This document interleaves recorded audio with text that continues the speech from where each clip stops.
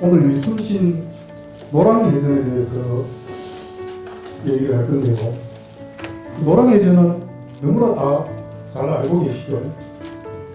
그래서 특히 이순신과 노랑해전에 대해서는 많은 사람들이 다 잘 아는, 전 국민이 아는 일이죠. 그런데 이순신의 해전은 난중일기라든지 장계라든지 이런 데 전부 이렇게 다 기록이 본인이 직접 전투 지휘관인 이순신 장군이 직접 기록을 해놔서 뭐 소상하게 이순신의 해전에 대해서는 다들 잘 알고 있습니다. 그러나 가장 큰 전승을 성과를 거뒀고 가장 격렬했고 또 이순신 장군이 순국하신 노랑해전에 대해서는 기록이 없습니다.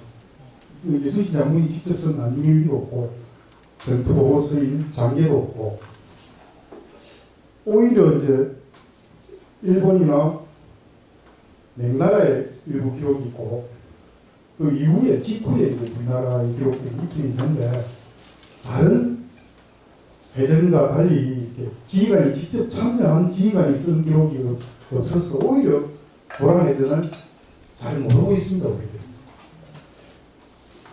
이순신 장군이 돌아가신 전투, 임진왜란의 마지막 전투, 그 이순신 장군의 느낌은 저희가 전혀 알 수가 없는 전투죠. 그래서 오늘 그 이순신 장군의 마음, 또 명나라나 일본이 보고 있는 노랑해전, 그런 관점에서 제가 말씀을 좀 드리고자 합니다.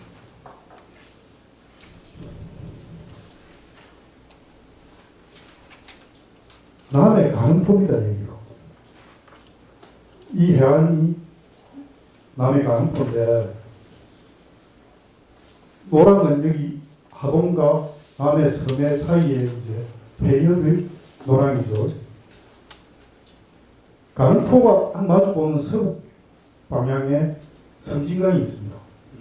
그 다음에 여기가 지금 포스코인데 이 안쪽이 강양만이죠. 강양만 끝에 순천 외성이 있습니다. 그래서 남해하고 강포를 오늘 주로 이제 이 전쟁이 일어났던 현장을 우리 교육께서 보셔야 되고 지리적으로 이순신 장군께서 어떤 지리 상황을 전투에 활용했는가 이 위성지도에 보면 대충 알 수는 있습니다. 일단은 해협죠. 해협과 그 다음에 섬진강 쪽에서 불어오는 북서풍, 겨울이니까 북서풍하고 그 다음에 여기 섬들이 이렇게 쭉 한 15개 넘는 섬들이 이렇게 있습니다. 이 섬들을 이용했고 그 다음에 이제 강포만을 이용한 그런 전투를 했습니다. 남해가 보시면은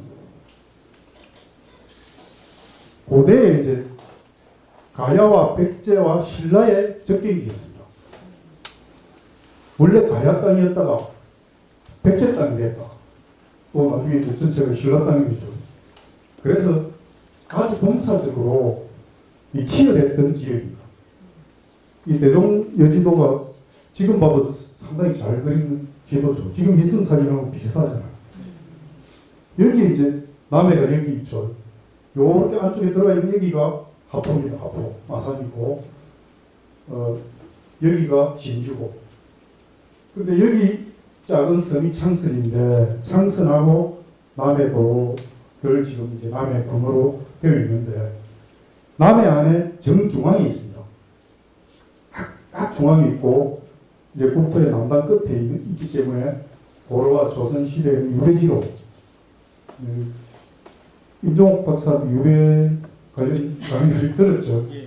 유배지로 유명했던 곳이고, 그 다음에 이제 군사적으로, 적경이다 보니까 군사 거점으로 많이 활용됐습니다. 잘 아시는 임진왜란 때도 그렇고, 고려 말에도 일본의 왜나 일본이 침략을 하는 침략 거점으로 활용했습니다. 대마도를 거쳐서 이렇게 일본에서 오면 제일 많이 왔던 자리가 김해와 마산이죠. 거제하고 이 통로를 이용해서 옵니다. 부산은 잘 알았습니다. 인지대한테 부산을 갔죠. 왜 그러냐면은 이렇게 여기에 필리핀에서 스시마우를 통해서 동해안 쪽으로 흐르는 쿠시오 난류가 있습니다. 난류. 그 난류를 이용해서 오려면 이렇게 바로 오기가 더 힘들다고 합니다. 약간 비슷한, 갈 때는 오히려 더 쉬웠고, 비슷하게 바람을 타고, 이렇게, 제일 많이 온 게 이제, 거제하고, 김해 쪽이죠. 그런데, 나중에 신라하고 백제하고 가야가 사이가 나빠졌을 때, 요, 오른쪽은, 동남쪽은 활용을 할 수 없기 때문에 백제가 왜가 백제와 거래할 때는 남해 쪽으로 바로 옵니다. 이 거리가 한 65km 더 멀어요. 50km 이상이 더 먼데도 그렇게 백제 입장에서는 제일 가까운 거리죠. 그리고 안전한 항로였다고 합니다. 그래서 일본과 외가 우리 한반도를 침략할 때 남해를 거점으로 활용했다. 그래서 외선도 쌓고 또 그럴 때는 남해군이 46년 동안 폐현을 합니다. 도로 말에 아예 외국에 소굴이 되었다. 그런 기록들이 남아 있습니다. 잘 아시다시피 이제 300초가 또 남해 주둔을 했죠. 그 유존액이라는 300초의 그 2인자인데 남해에서 주둔을 하면서 하포 여기 마산이죠. 마산에 유명한 그 조창이 있었죠. 석두창이라고.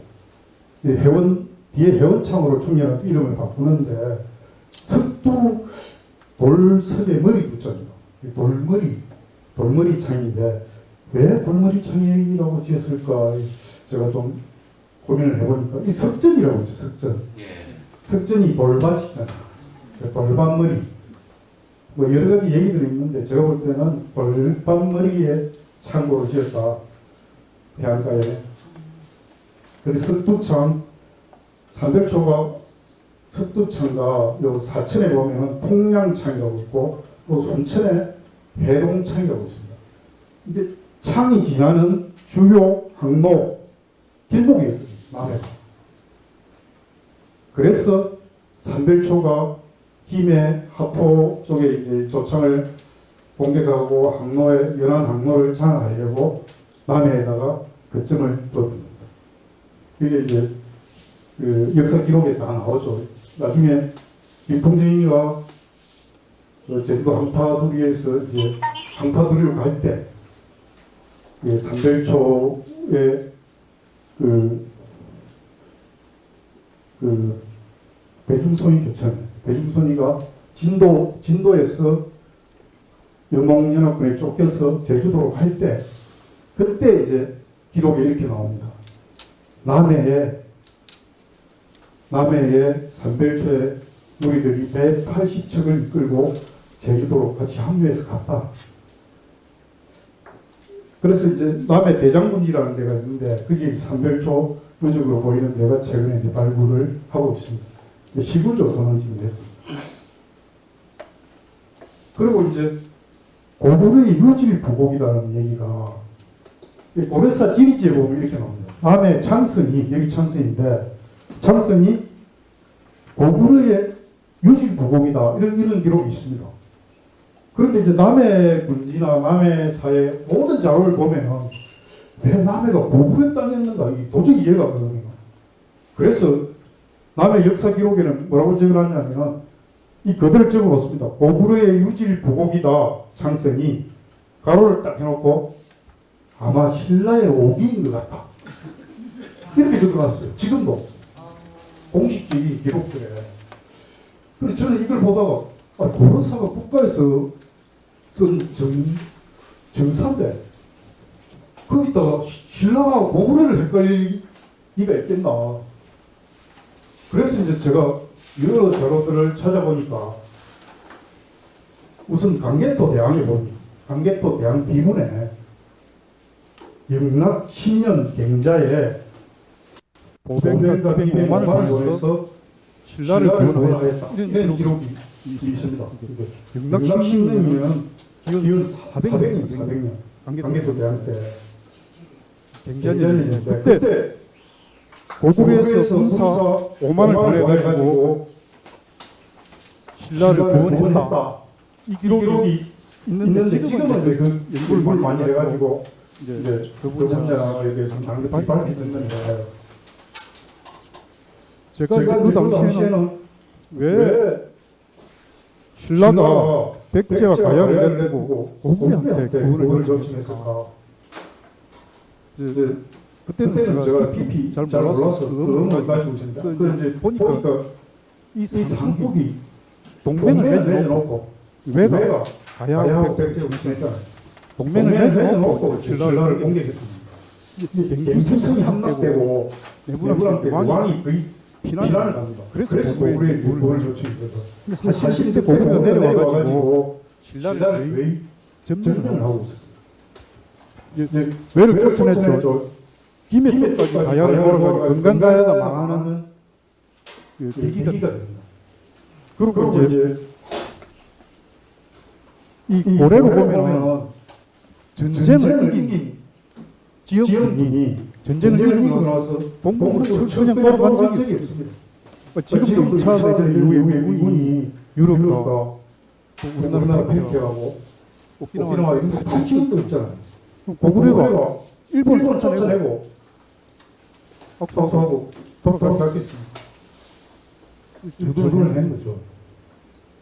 그리고 이제 뒤에 장수한테 보면은 고구려의 부곡이 이제 항소 부곡할 부곡인데 그 고려시대 부곡하고 고구려의 부곡은 성격이 좀 다르더라고요. 고구려가 팽택에 연달 부곡이라는 걸 설치했다는 기록이 있습니다. 연달 부곡. 그 부곡은 한강 이남 지역을 장수할 때 한승을 점령하고 백제가 공주로 내려가잖아요. 그러고 나서 한강 지역의 점령을 강화하기 위해서 팽택에다가 진인이라 지금의 진이에다가 연달 보복을 설치한 유지 보복 설치 이후죠. 그런 기록들이 있고 그 연달 보복이 지금 팽택에 있는데 팽택 진이가 어디 곳이냐면 아주 군사적으로 중요한 곳입니다. 고대부터 지금까지. 지금 그 옆에 바로 오산 비행장이 있죠. 오산 비행장이 오산시에 있는 게 아니고 팽택 송탄에 있어요. 미군들이 그냥 송탄을 이렇게 정신으로 바라보기 어렵잖아요. 오산은 굉장히 쉽죠. 바로 옆에 오산이고. 그래서 그냥 미군들이 오산이라고 지어버린 겁니다. 이때까지 저도 오산이라는 줄 알았어요. 이걸 뭐 하다가 이게 오산 비행장이 옛날에 송탄시가 됐다가 팽택되고 합류됐죠. 그런데 바로 진이 있고 밑에 송탄이 있고 그 옆에 팽성입니다. 팽성읍 지금 그 팽성읍에 미군사를 보여주고 있지 않습니까? 팽택이 그 서해하고 빠져나가기 굉장히 유리한 폭포가 들어있는 지역이고 이 지역이 지역. 그리고 여기 거의 평야로 이렇게 수원을 통해서 쭉 내려갈 수 있는 그런 지역입니다. 그래서 군사적으로 중국하고 관계 이런 것 때문에 오히려 미군 사령부가 팽택을 관계 굉장히 중국한테 압박이 되고 있다고 합니다. 팽택이 그때 중국에서 우리가 보복을 설치했듯이 남해는 가야와 백제, 배가 삼각동맹을 맺고 있는데 연결고리를 차단하고 이 항로상에 길목을 막아서 연결고리를 차단하고 또 신라에 대한 이제 지배력을 강화하기 위해서 유지보복을 설치했습니다. 군사적으로 남해가 상당히 복잡하고 중요한 곳이었다는 겁니다. 남해 역사에 중요한 사건들이 이 세 가지 사건들이 있습니다. 남해 역사의 주인공이 부각되는 거의 없습니다. 정안의 백만대장경인가 이걸 남해 사람들은 얘기를 많이 합니다. 세계 문화유산으로 아주 위대한 인류의 어떤 문화 유산이죠. 유산이죠. 근데 이게 불교의 갱판이 아닙니다. 제가 보는 시각은 목판 세문화입니다. 목판 책을 만들기 위한 목판 세문화라서 이게 중요한 겁니다. 왜 그러냐면 모든 정보와 지식을 책을 만들어가지고 대량으로 이렇게 보고를 해가지고 힘이 일어나거든요. 근데 책을 대량으로 만드는 게 우리나라가 뭐 검수활자, 뭐 무증강정가가 세계에서 가장 위대하고 빠른 이런 인쇄 문화를 가지고 있잖아요. 그 지금 말하면 메모리, 데이터 메모리 한국이다. 그래서 장이라는 이름을 썼는데 저장 메모리라는 얘기예요. 기억을 저장하는 책을 만들어야 되는데 그때 당시 사상이 불교이기 때문에 불교를 만들었던 겁니다. 구텐베르크가 독일의 검수활자를 만들었지만 그때 책을 만들었습니다. 성경을 만들었죠. 책을 만들기 위한 팔만 대장님이 불교의 경쟁이라고 이렇게 좁게 이렇게 되어서는 안 된다는 거죠. 목판 세문화에 살아있는 증거고 이걸 남에서 했다는 거죠. 다 아십니까? 그 말은 어떻게 나와? 아니다 아닌가는 모르겠지만은 제가 이거는 간단하게만 말씀드리겠습니다. 남에서 했다는 증거를 저 가지고는 되겠습니다. 갱판 안에 남에서 했다는 게 적혀 있습니다. 갱판에 보면 책이 있기 때문에 책의 첫 페이지나 끝 페이지 보면 판권 있죠. 출판사 지연이가 뭐 이렇게 적혀 있잖아요. 언제 날짜 이런 게. 종횡동이라는 갱판에 27번 맨 끝에 간기 난 1호에 그렇게 딱 적혀 있습니다. 다음에 본사 대장도 가면서 개판을 만들었다고. 회사에 갱판을 적혀 있잖아. 지문같이. 그 다음에 고려사 정한열전이라고 정한남에서 자기 재산을 내놓고 국가와 더불어 반환경 중문이라고 나오는데 반은 달랐다는 얘기는 아니었습니다. 국가와 더불어 중문으로 장경 간지 중문 장경 간지라고 대장경을 만들었다. 남해에서 대그 남해라는 글자가 그대로 고려사에 적혀 있습니다. 그리고 남에서 했다는 게 저는 연구를 책을 하는데 남에서 왜 했다는 확실하다는 걸 그랬고 제가 보니까 남에서 했다는 건 그 두 개만 확실하다는 거죠. 그리고 이제 정지장군의 강포 대첩 이제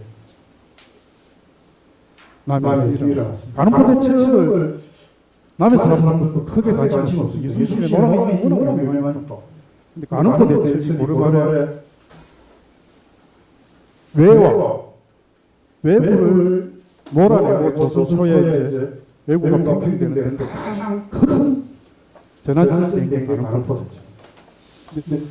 고려발에 보면은 몽고 영웅영이 일본 두번 전투하다가 실패하잖아요. 그 정도하고 출발점이 마산에서 했잖아요. 그 몽고적인 거지. 여러분들 잘 아시죠? 근데 몽골이 두 번을 정벌에 실패하니까 그 뒤에 몽골도 약해지고 고려도 소순이 약해지고 이럴 때 우리 고려 전역을 외국인들이 침탈합니다. 제가 북쪽까지. 뭐 대신 앞에까지 강화도 동해안까지. 이게 외국인들이 모사식입니다. 그때 이제 천령 장군이 공산대첩으로 이제 처음으로 승리를 합니다. 그 이후에 진포대첩이 유명하잖아요. 나세아 최무선이 1380년 진포에서 건강하고죠. 진포의 군산 쪽인데 거기서 하포 세계 최초의 하포전으로 외를 경매하죠.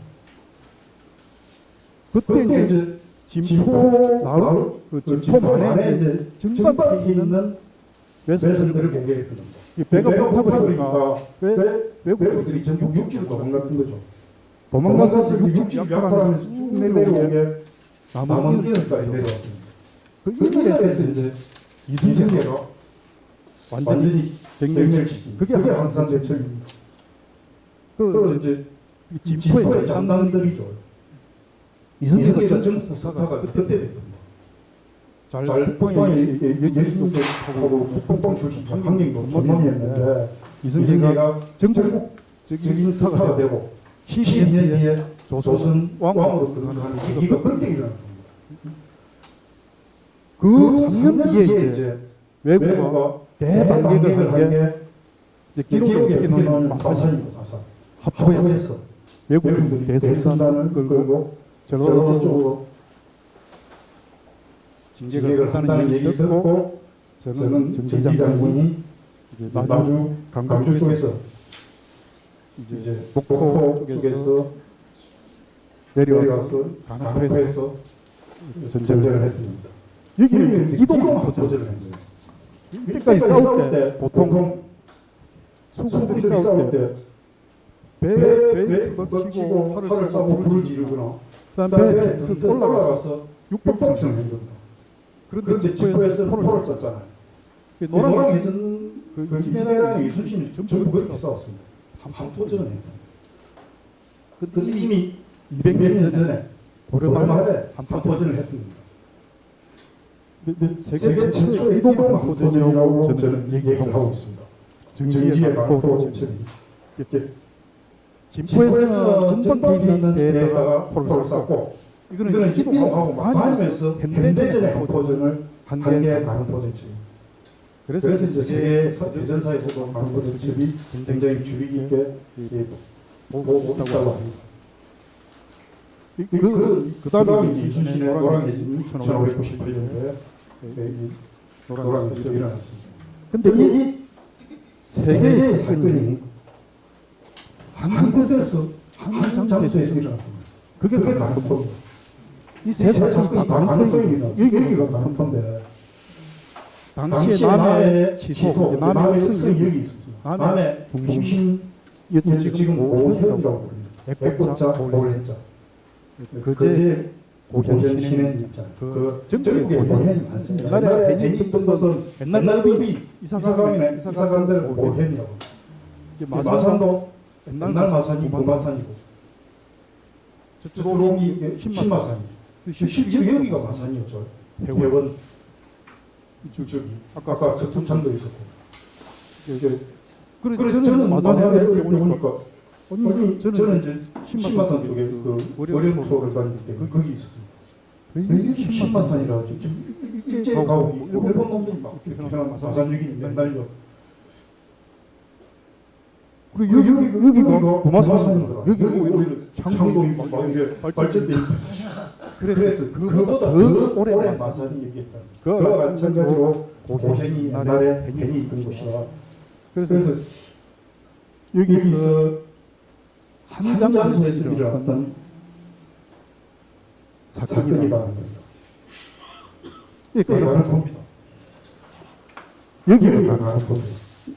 이거는 그 고현지도 때 1872년에 전국적인 그 고현지도를 만들었습니다. 거기 남해 지도 속에 이렇게 이제 뽕뽕 들어가게 가는포입니다. 약간 장작에 이렇게 뽑아놨는데 역사가 있는데 여기가 이제 이렇게 지금 신고서 지금 도로가 남해 도로가 이대로입니다. 조선시대도 요렇게 넘어 오는 여기 맥이 가천곡이라는 지금 가천곡이라고 가치가 이렇게 가든가를 가둬놓은 곳이가 옛날부터 가득을 가두었다. 성진강이 바로 맞은편에 맞은편 있잖아요. 있잖아요. 여기가 이제 모래밭에 물고기 산란장이었고 완전 천혜연장에서 강양만 쪽에 성진강이 민물이 내려오고 플랑크톤이 많고 물고기 산란장이었고 여기에 이제 안으로 들어오는데 북서쪽으로 있기 때문에 여름 태풍도 영향을 크게 받지 않은 곳입니다. 이 북쪽으로 열린 폭우가 별로 없거든요. 근데 여기서 의로를 많이 했는데 여기가 이제 뭔가 가둬서 손발같이 가둬서 여기만 막으면은 잡기가 쉬운 곳이었고 그래서 옛날부터 까치라고 불렀던 망태기 아니라 이순신도 여기가 외국을 몰아겠죠. 근데 지금 여기 옛날부터 고려 때부터 여기를 가는 포라고 불러요. 당시 붉은 국가였고 신라 때 남해가 이름이 신라 신문할 때 전야산이라는 이름으로 출발하는데 경대왕 때 남해라고 바꿉니다. 그때부터 지금까지 남해입니다. 그래서 여기를 가는 포라고 당시 이제 종교 사상이 불교였기 때문에 아마 그런 지명이 지어진 것 같고 여기가 남해의 중심이었습니다. 여기 말년들이 보면은 대살이 큰 절이 있었다고 대사. 여기 지금 탑이 그려져. 탑이 있다. 탑동. 여기 관당, 선원 전부 불교 지명이 있습니다. 한자는 조금씩 바뀌었는데 그래서 그런 지역이고 간센보살의 조구가 쓰는 가람프라고 부른다. 이제 이순신의 전투에 대해서 알아보겠습니다. 이순신의 전투를 마지막 전투를 노랑의 전투라고 우리가 얘기하고 있죠. 근데 이순신 장군이 쓴 난중일기의 마지막 전투는 순천 외성 전투입니다. 이 명나라가 일본에서 이 전투를 보는 시각이 이 세 개의 전투를 하나의 전투로 이렇게 보고 있습니다. 순천 외성 전투 때문에 노랑의 전투를 일어나는 거잖아요. 이 마지막 전투를 좀 쉽게 알려고 하면은 바로 백진 작전이라고 들어봤죠. 유진회란이 처음에 왜군이 세웠던 작전이 수륙백진입니다. 수륙백진인데 이순신이 바다를 차단하니까 육지는 바로 진격했지만 수진이 안 됐죠. 그러다 보니까 보급이 안 되고 그래서 망한 거잖아요. 일본 입장에서는. 수륙백진 실패하고 정제가 맨 마지막에 명나라가 대거 참전을 해서 마지막 작전이 대대적 작전이 총공세가 사로백진이었습니다. 사로백진도 다 실패하고 그 사로가 이렇게 동쪽으로 동로 중간으로 치고 내려오는 중로 서쪽으로 내려오는 서로 그 다음에 바다를 치는 수로 이 네 가지 길인데 이 네 가지 길에 모든 조명력을 다 동원돼가지고 거의 한 몇만씩 총동원해서 공격을 합니다. 그 공격에 동로의 목표주는 부산 회선이었습니다. 부산 회선이 근거지였잖아요. 외국의 소굴이었잖아요. 근데 부산 회선 이전에 울산 회선이 치죠. 동로에 울산에 카톡 교마사라고 임진왜란에 원형 중에 하나죠. 원시 육진학과 카톡 교마사. 그러다 남아서 제가 초등학교 때 오전 읽기를 하면서 그걸 달달해요. 지금까지 외우고 있습니다. 맨 먼저 이름이 권씨고 그 다음이 카톡입니다. 카톡 교마사가 울산에 있었는데 여기를 두 번을 공격했지만 실패합니다. 명나라의 장수가 이제 그때 명나라의 마귀하고 우리나라의 선거이라는 이순신 친구입니다. 선거이 그다음에 김응선 이런 장군들이 조명령을 끌고 울산에서 공격했지만은 실패를 합니다. 그리고 중로에 사천회승이 지금 여기 있습니다. 사천회승 여기 글이 뭐라고 적힌 제가 이걸 설명을 안 하네요. 조선일보도설이라는 명나라에서 만든 책입니다. 이게 최근에 밝혀졌습니다. 지금 아직까지 번역도 안 됐습니다. 중국 국가도서관 사이트에 들어가서 제가 이걸 다운받아가지고 짧은 한자 실력에 이렇게 보니까 그 한문 박사 이종호 선생님한테도 보여주고 잘 번역 잘 해주더라고요. 최 선생 AI 번역을 하고 또 제가 해석이 이걸 좀 파악을 해봤습니다. 그래서 보니까 이 중로에 여기 써 있는 게 성만자 외성이라고 적혀 있습니다. 성만자 심안도 외체 이렇게 적혀 있습니다. 그리고 이게 도대체 무슨 말인가 싶어요. 여기에 있던 외장 이름이 심한저 요시로라고 아주 인면 높은 장군이었습니다. 이 장군 이름이 원래 여기는 가토 교마사를 가동 청정이라고 하죠. 그리고 여기는 청정외체 막 이렇게 적어놓습니다. 근데 여기는 심화전은 도진의용이라는 이제 한자 시립이 있는데 그걸 안 쓰고 워낙 악명 높은 심화전 악명 높았기 때문에 중국 애들도 심화전을 음력을 해서 소리 나는 대로 승만자, 심안도 이렇게 적어놔요. 두 개를 다 적어놨더라고요. 그게 이게 사천에서이고 또 순천에서는 본시 기록가 있었죠. 여기는 뭐라고 적어놨냐면 서로 행장 매체 이렇게 적어놨어요. 행장이 소소행장. 네, 소소행장이고 그리고 이렇게 적어놨고 여기 보면은 이제 그동안에 알려지지 않았던 레슨들이 여기에 나옵니다. 대표적인 게 본향레슨하고 그 다음에 여기 성진강변에 여기 강양레슨이 있습니다. 여기 망대보험도 그리고 이 그림에서 찾아낸 레슨 이런 것들이 지금 좀 연구가 될 것으로 보고 있습니다. 그러니까 외성에 있던 일본군들이 저기를 각각 담당을 했다는 말씀이신가요? 그렇죠. 이제 정제란 때 일본이 와서 이제 울산에서부터 순천까지 레슨을 30개 정도를 축적을 합니다. 완전히 낭만불라가 요소입니다.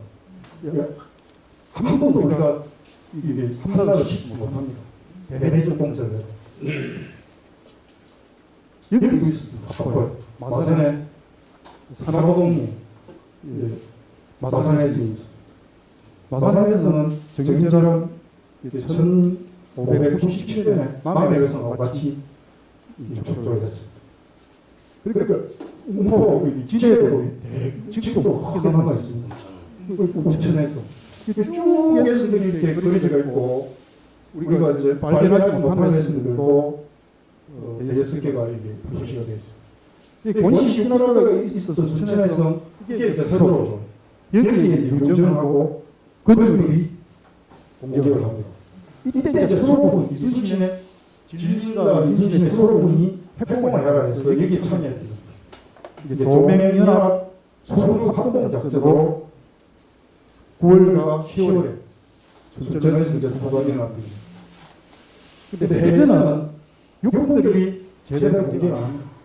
거의 이제 일본 애들은 돌아가려고 하고 맹나라 애들은 갈라는 애들 그냥 보내주면 되지 왜 목숨을 우리가 너무 땅에 와서 싸우냐 이런 입장이고 이제 이순신이 워낙 강하게 나오니까 진린도 그래 한번 해보자 해서 해전을 합니다. 2번을 했지만 크게 실패를 합니다. 조선 수군은 큰 대가 없었고 맹나라 수군이 문대나 이런 걸 잘 몰라가지고 배가 갯벌에 갈아치고 갯벌에 고립돼서 약 40층 부족하고 그들은 위에 났습니다. 그 다음에 여기에 이제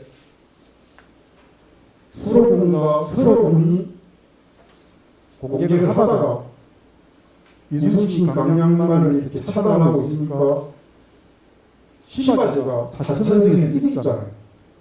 자기들은 이제 일본으로 돌아가려고 하는데 고지시가 고립됐다는 소식을 듣고 구원을 하러 온 게 돌아가는 대전입니다. 구원을 하러 그래서 순천에서 돌아가는 예전을 같이 보고 있는 겁니다. 한 큰 틀에서 하나의 전쟁으로 보고 그리고 이순신의 마지막 전투가 노랑이 됐고 이 노랑 예전을 한마디로 요약하면 연합수군의 야간 근접 전투 야간에 밤새 싸웠죠. 이날 12시까지 싸웠지만 주로 야간에 전쟁을 했던 겁니다. 그리고 이제 전쟁이 끝나는 줄 알았는데 남해에서 인제라는 표자병들이 배에서 내린 표자병들이 남해 섬에 상륙을 해서 남해 섬에서 대대적 소폭탄 작전이 일어났다는 게 이제 이것도 최근에 그전에 와서 밝혀졌습니다. 그걸 남해도 전투라고 지금 맹명을 하고 있는데 이 날짜는 노랑해전 끝나고 나서 바로 했다 이런 얘기가 있고 여러 기록들에는 21일 날 진리가 유정이 남해에 와서 왜 자기들 전가를 위해서 대대적으로 매일을 잡아서 죽이겠다.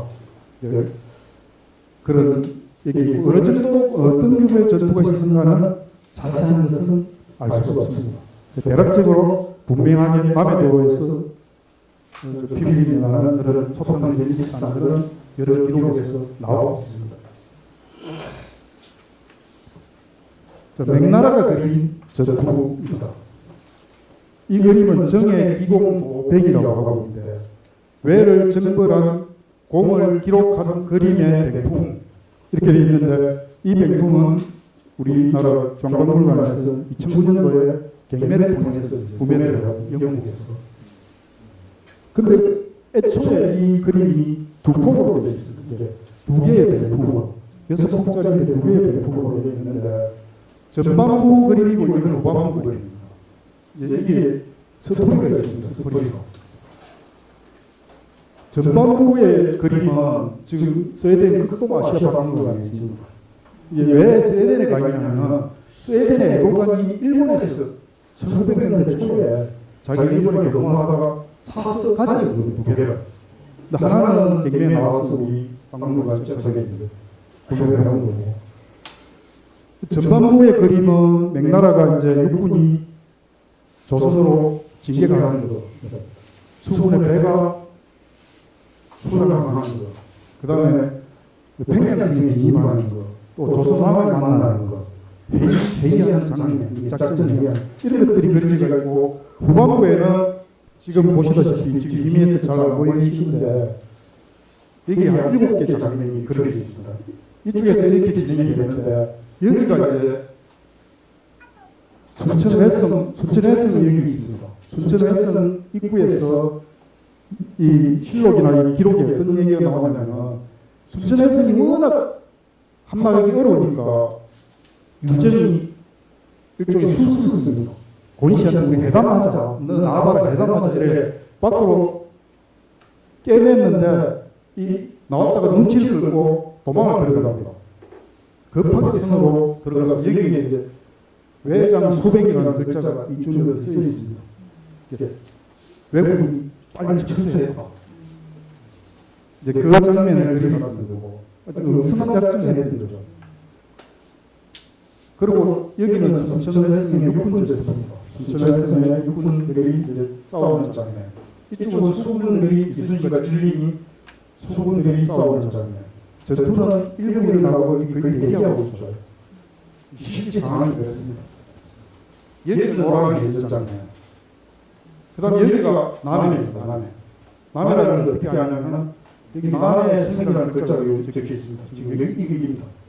그리고 여기에 남해 탕평이라고 적혀 있습니다. 남해를 탕평했다. 그리고 제가 자세히 보니 요 뒤에 산이 남해 똑같은 산을 그려놨어요. 녹두산하고 여기 대국산인데 사진을 제가 찍어보니까 여기 선소했습니다. 여기 찍어보니까 다 이런 장면이 나옵니다. 아니, 사실적으로 그러니까. 그리고 여기 노랑의 장면에는 수로 대장 진리라는 글자가 여기 적혀 있고, 안 보이죠? 저는 보입니다. 여기 보면은 노랑 대첩이라고 적혀 있습니다. 노랑 대첩. 그리고 여기에 부장, 등자롱, 조선 총독, 이순신, 몰진 이렇게 적어놨어요. 이게 죽었다는 거죠. 등자롱하고 이순신이 여기 죽었다. 그 다음에 외백부해, 외백들이 물에 떠다니고 있다. 많이 죽어가지고. 그리고 노랑의 대전 끝나고 여기 이제 남해 외성에 진입하는 장면, 그 남해를 탕평했다. 맥나라에서 뭐라고 하냐면 자기들이 여기 성을 점령했다는데 여러 기록을 그림을 보면 줄을 서서 그냥 들어갑니다. 외국인들은 이미 철수해버리고 모기와 심장까지 부두까지 나가고 그냥 급하게 한급히 도망가고 빈성을 접수를 한 겁니다. 그 다음에 여기가 한양, 조선, 이게 청백개환이라고 적어놨습니다. 이게 청백은 맥나라 변사, 맥나라 변사는 한양식 잔치식을 베풀었다. 우리나라 서울에서 여기 이제 여기 조선 도선이라는 적어놨습니다. 한성이라고. 여기는 이제 베이징 뭐라고 적어놨냐면 성원에 이 성의를 바친다. 이게 황제한테 보고하는 거죠. 그리고 밑에 여기는 정동군관 금모제사 전몰 공명 비석을 세우고 제사를 지내는 이게 비석이고 이게 제사 지내는 곳 이렇게 이제 나와 있습니다. 이게 전체가 하나의 전투를 아까 얘기했듯이 순천에서 전투, 노량에서 남해도 전투를 하나의 그림으로 전쟁을 이식하고 있습니다.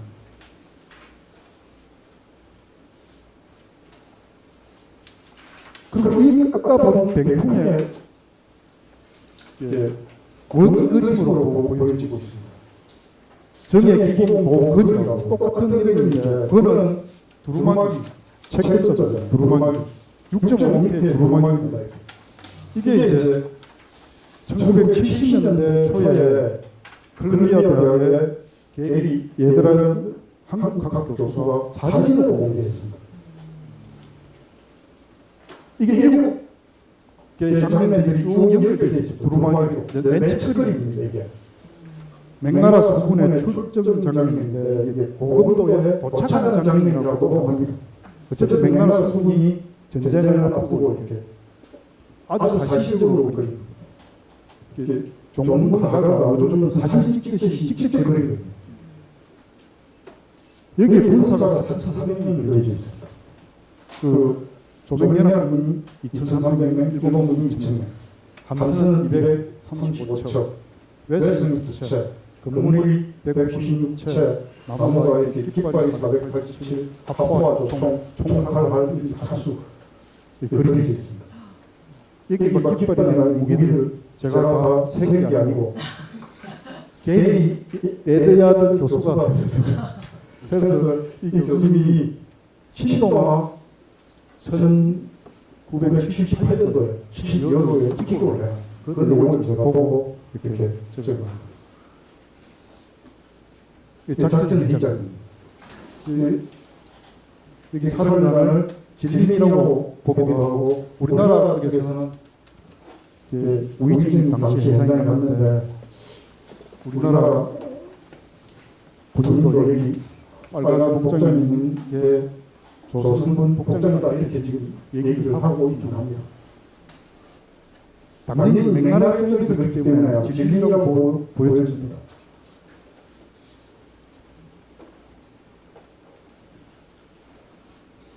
그 다음에 춘천 웨스트 이걸 흑백으로 되어 있는데 웨스트는 전개하고 수비하는 전장입니다. 여기는 춘천 웨스트 수분 전투입니다. 아까 백풍 그림하고 똑같죠? 이렇게 대기하고 일부 여기 싸우고 있죠.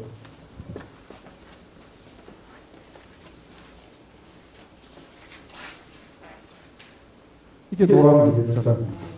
거의 뭐 꿀바다가 되어 있죠. 하공을 했다는 게 정확하게 그림으로 확인이 됩니다. 여기 배들이 이렇게 쭉 다 불타고 있어요. 이게 다 배입니다. 이 배가 불타고 있고 외국인들이 바다로 뛰어내리고 있습니다.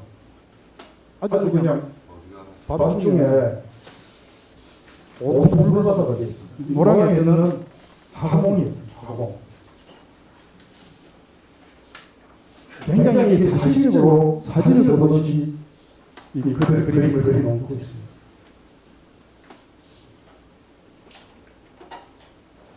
다음에 웨스트는 입장입니다.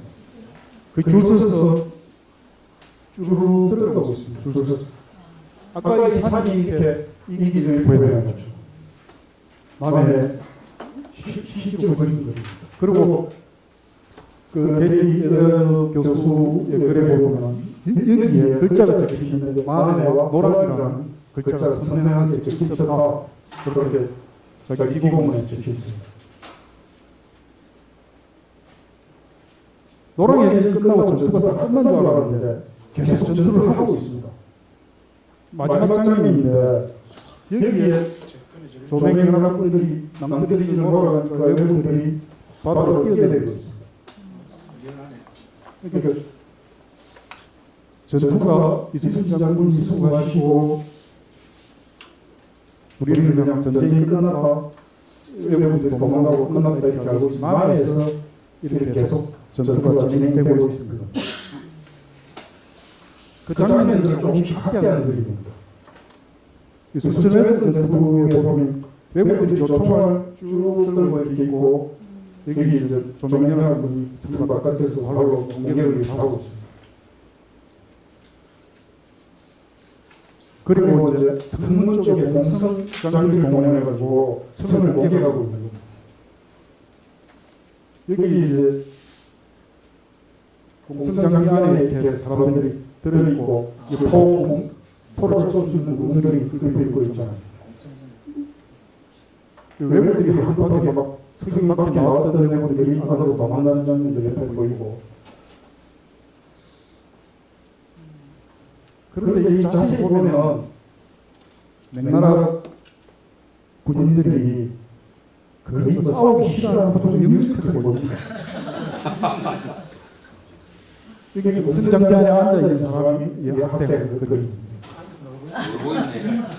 그냥 빨리 추운데 빨리 집에 가는 고양이 그립다 이러고 앉아있는 여러분들도 강의 빨리 안 끝나나 아닙니다. 그걸 아닙니까?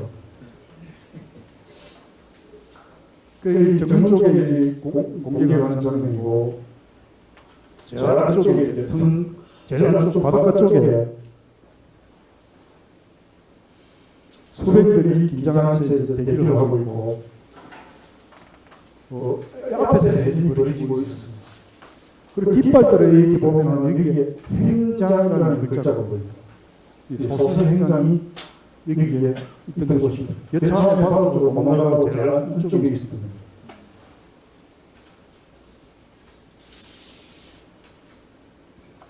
이게 소문 전투장입니다. 여기에 조총을 들고 이렇게 맥나라 쪽을 이렇게 조준을 하고 있고 바다에 많이 빠져 있습니다.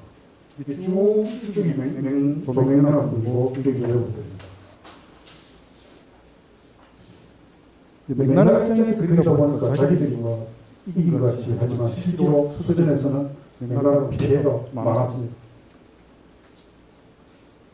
앞에 대기하고 있던 배를 보니까 여기 깃발들이 여기는 천백이라고 적혀 있습니다. 맥나라 수군이고 여기는 태극기 문양이 그대로 적혀 있습니다. 이게 사계 같은 새가 그려져 있고 그래서 이들은 조선 수군을 그리거든요. 구분을 하라고.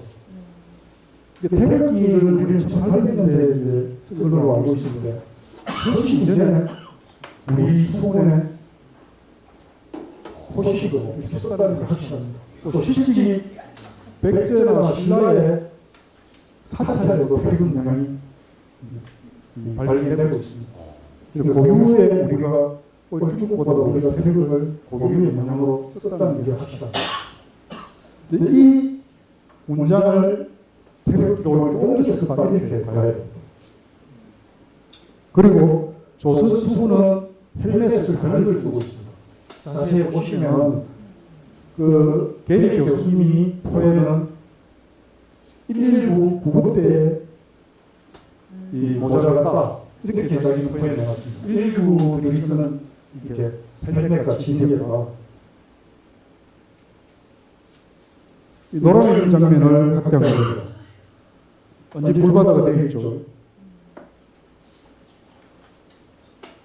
배에서 배 보면은 배 수백들은 사실 전투력보다 노전은 엔진을 담당하는 객군이 더 많습니다.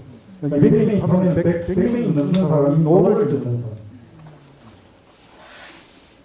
그런 비전투병하고 전투병들이 다급하니까 갑옷을 벗고 물로 뛰어들고 있습니다. 물에 뛰어들어서 들어가는 장면이고 맥나라 구인들은 이렇게 수술이 있는 모자를 쓰고 있습니다.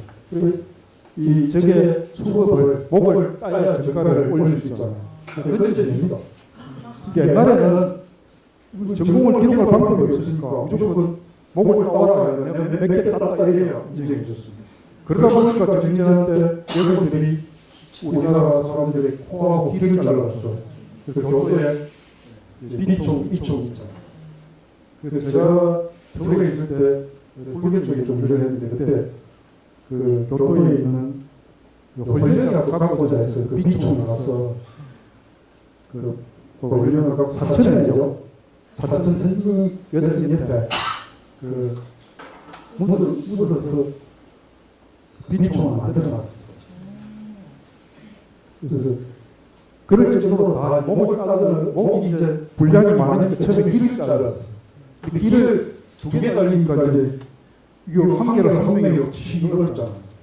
그러니까 나중에 도요토미가 코를 잘라라 해가지고 코에 수족이 다 남아있습니다. 코 몇 개 보내서 받았다.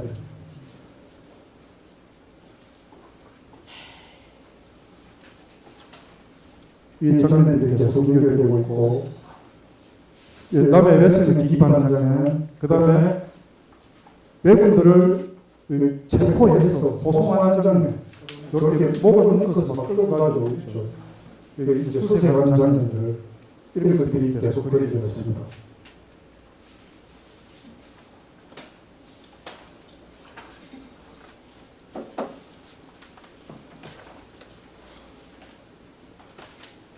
뛰어내리고 있죠. 아주 그냥 다이빙을 하고 있습니다. 일본에서는 이제 인지대란을 어떻게 그리는가를 한번 보겠습니다. 해도 태학이라는 에도 시대 후기에 나온 책입니다. 태학이 도요토미 히데요시의 직한 태학이 있습니다. 감백이라는 자리에 있다가 인지대란이 일어나기 한 해 전에 이제 그걸 자기 조카 메스가 물려주고 자기는 태학이라는 자리에 앉습니다. 이 태학이 해본이라는 얘기는 그림 회화할 때 그림 했잖아요. 그림을 많이 연 사파를 연 도요토미 일대기입니다. 도요토미 일대기를 그린 책인데 여기에 이제 도요토미 일대기에 인지대란이 안 나올 수가 없잖아요. 순천에서 이제 그 그린 겁니다. 외국의 테러를 이순신이 막았다는 그런 내용. 이게 외국이고 이게 이순신이 안 됩니다. 해본 태학기, 해본 조선 정글기, 해본 조선 궁기 이런 책들이 에도시 후기에 일본에는 엄청나게 인기가 있습니다. 이순신의 얘기들이 다 나오잖아요. 근데 결국 목적은 도요토미의 공적을 알리려고. 일본에서 제일 있는 유명인이 도요토미 히데요시잖아요.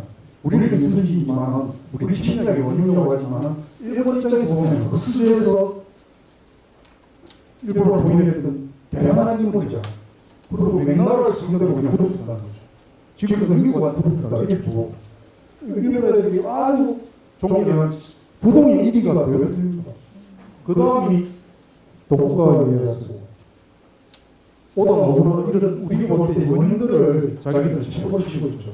그래서 이 소설이 엄청난 인기를 끌었는데 이순신에 대해서는 자기들이 사실대로 거의 쓰고 있습니다. 여기에 이제 등자롱이 전사하는 장면이 나옵니다. 등자롱이 전사하는 장면.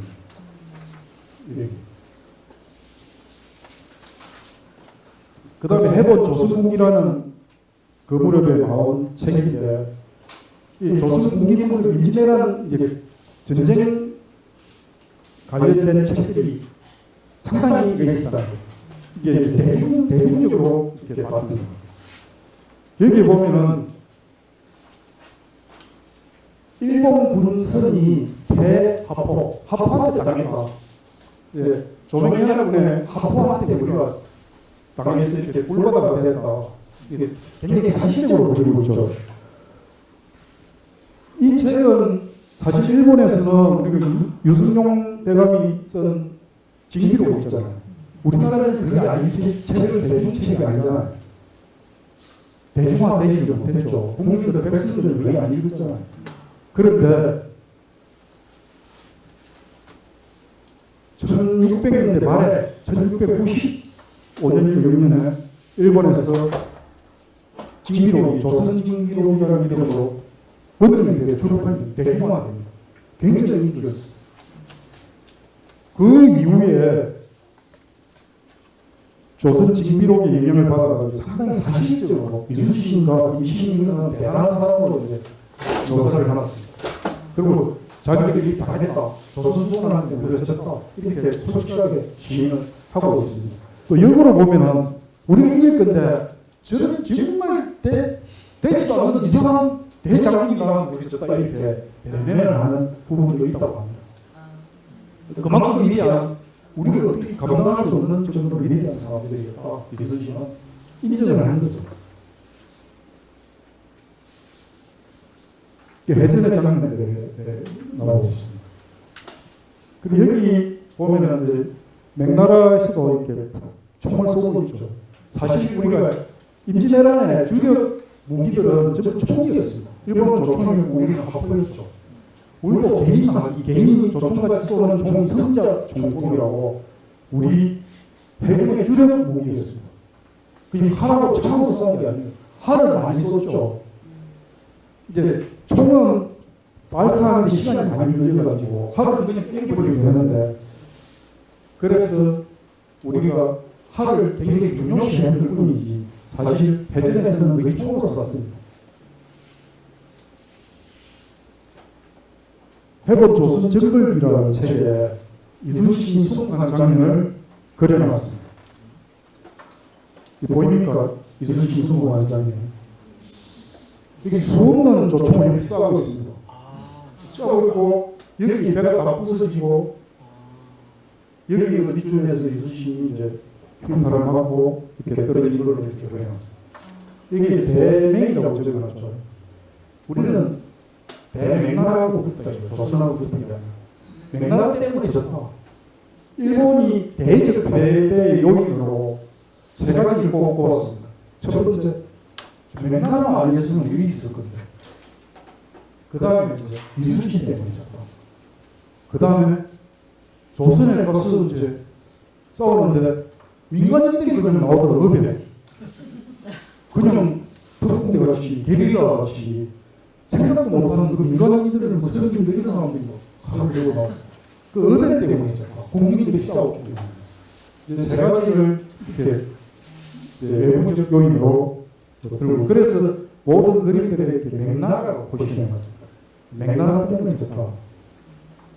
사실은 그때 노랑해전에 명나라가 우리 판옥선을 빌려 타고 있었죠. 우리 배가 바로 탄탄하는 거예요. 해본 조선 정벌기에 이순신을 그려놨습니다. 아주 늠름하고 무인의 기상이 넘치는 그런 장군으로 그려놨습니다. 장비가 이순신의 초상화는 사실은 남아있지 않습니다. 이후에 이제 여러 작가들이 그리는데 어떤 게 진보에 가까운가를 여러 학자들이 파악을 해보니까 오히려 엘리자베스 키스라는 영국 여성 화가가 그린 게 진보에 가깝다. 옛날에 있었는데 이게 다 없어졌어요. 이순신의 사당에 이순신의 영정이 있었는데 어떻게든 다 없어져버리고 지금 포준 영정으로 교차하면서 이상범이가 그렸던 이상범 하백이 그렸던 직접 옛날 영정을 보고 그랬다고 하는데 그것도 이순신 종가에서 잊어먹어버렸습니다. 그러니까 다 없어져버렸어요. 전부 19세기, 20세기 그림이거든요. 그래서 근데 일본에서는 이제 자기들이 이렇게 그려놨습니다. 아주 늠름하고 무인의 기질이 넘치는 거예요. 근데 이순신은 사실 옛날의 기록들을 종합해보면 눈꼬리가 위로 올라가고 이렇게 좀 마르고 굉장히 날카롭겠습니다. 이렇게 그려져 있는데 여기는 아주 당당한 무인의 기질로 이렇게 그려놨거든요. 그리고 여기 자기들이 뭐라고 적어놨냐면 이순신 당기 호로 당기 파호로 지적병 이순신이 당기요. 그리고 호로보다 나쁜 용어를 호로 그 호로입니다. 이게 북쪽으로 이렇게 여진쪽을 이제 자기들 일본 이순신 일본이 이순신을 당했는데 자기들 호로라고 알았겠죠. 이순신은 혼자서 당기로 이건 사실이 있었던 일입니다. 임진왜란 전에 저걸 파 무찔렀다. 근데 자기들은 하빈이라고 해요. 하빈. 이 일본을 화자로 쓰고 있죠. 뭐 일본 쪽이 화지라고 하고 자기들은 아주 좋게 쓰습니다. 저쪽 놈들은 호로록하고 자기들은 하하 아주 좋은 말로 하빈이 우리가 갔을 때 일본이 침범을 했을 때 전라 수군 절도사로 있으면서 조후가 거기서 만든 얘기를 적어놨고 총룡 간호 계림 계림은 우리나라를 계림이라고 했죠. 청구 계림 해봉이다 우리나라를 표현한 총리와 용맹은 조선에서 어떠니까 이순신 자기들이 인정한 거예요. 대단한 사람이다. 그래서 우리가 졌다. 이렇게 적어놓고 있습니다. 이순신의 얘기가 일본에서 사실은 먼저 붐이 일어났습니다. 1892년에 세이코 세이라는 평명으로 조선 이순신 전이라는 전기를 발간합니다. 아주 인기가 있었어요. 이순신의 전기가. 근데 우리는 이제 그걸 보고 신채호가 10년 뒤에 1908년에 대한민국 25에 두 번째 1, 2 이순신 전이라는 전기를 예제를 합니다. 그래서 이제 이순신에 대해서 조금 알게 됩니다. 근데 이순신 장군이 소무가신 100년쯤 돼가지고 펜주사가 만들어지죠. 그것도 아산 지방 사람이 계속 하다 뒤에 강소를 올려가지고.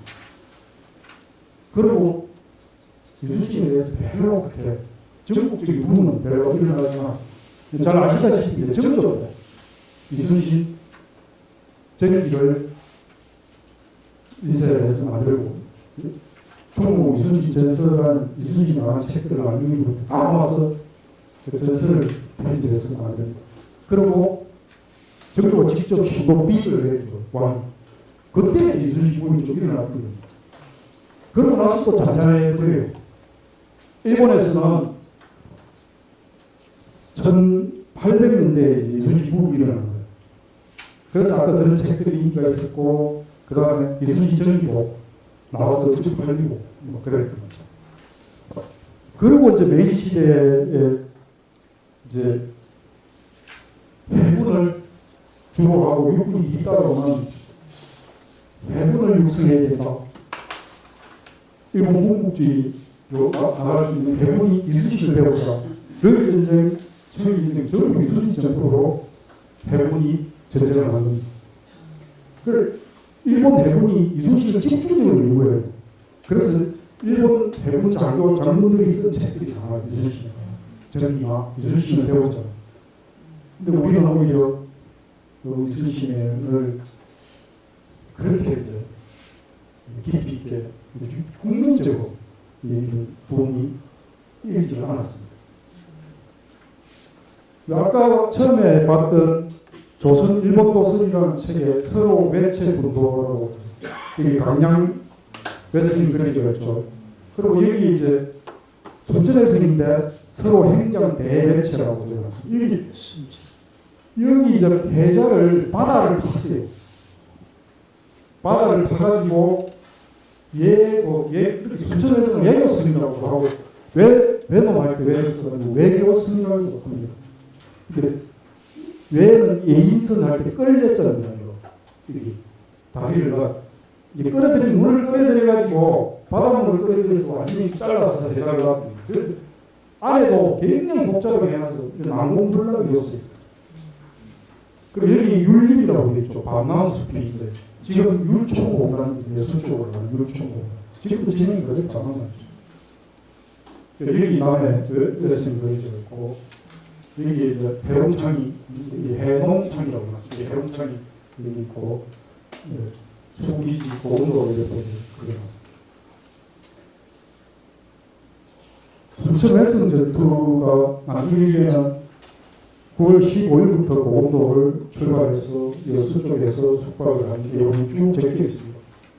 20일날 모도에 이제 정박을 하고 그 다음에 20일부터 22일 사이에 1차 공격을 합니다. 육군하고 같이 공격을 했죠. 근데 여기서 이제 큰 성을 못 이루고 피해를 당합니다. 그리고 9월 24일날 첩보를 받습니다. 남해인 김덕유 등으로부터 외국의 정보를 받았다. 이렇게 나중에 다 적혀 있습니다. 이 이순신이 계속 그 지역 사람들한테 정보 수집하는 것들을 나중에 보면 여러 차례 모든 전투 앞에 다 나옵니다.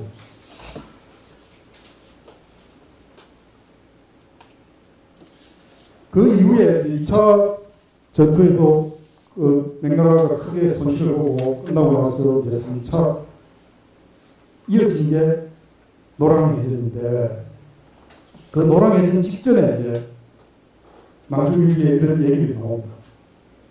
권시군이 철수한다. 이거 누가 얘기했냐면 진린이 얘기해요. 진린이 권시가 한다니까 우리가 나와서 막자. 먼저 얘기합니다. 그게 나중일기에 그대로 적혀 있습니다. 그리고 출항을 해서 쭉 여수 쪽으로 와서 장도가 바로 그 앞에 있는 웨스턴 앞에 있는 섬입니다. 지금은 이제 육촌공단에 아예 내립이 되어 있죠. 그 장도에 정박을 하고 그 다음에 진린이 강화 협상을 하고 11월 17일 마지막 일기가 이제 이런 글이 적혀 있습니다. 웨스턴 하나 잡았는데 그 군량과 배를 명나라 수군이 빼앗아버립니다. 그래서 내한테 와서 보고를 하더라. 이 얘기가 이제 마지막 일기입니다. 그리고 18일 날 밤에 노랑으로 진격을 합니다. 그래서 노랑해전 하루 전까지 일기를 썼던 겁니다. 이순신의 일기를